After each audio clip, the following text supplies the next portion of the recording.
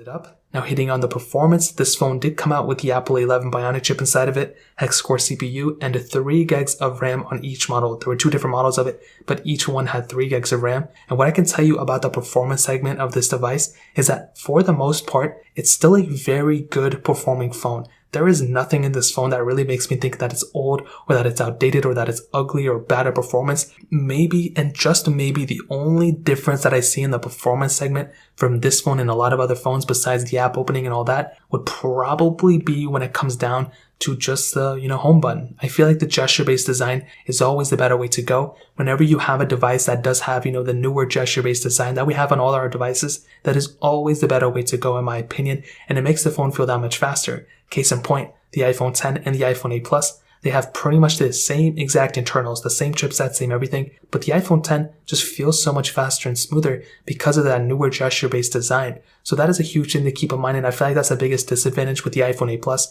and it's more of like a mentality thing. But when you have to click that home button, you go back into the main panel and go back home and multitask between apps, I feel like you're definitely going to be getting a much better, smoother experience on something like an iPhone 10 than the 8 Plus. But what I will tell you though is that the 8 Plus is still a very good performing phone. You are not going to pick up an iPhone 8 Plus and feel like you have a slow phone by any means. But again, if you're going to go ahead and compare it to something like an iPhone 12 Pro Max or a Galaxy S20, you're definitely going to be seeing some slowness and some speed differences, and you're going to feel bad about owning an iPhone 8 Plus. But for a majority of people out there, as I always state, the iPhone 8 Plus has a lot of capability when it comes down to the performance still. So in terms of the performance standpoint, that pretty much covers it up. Now when you get off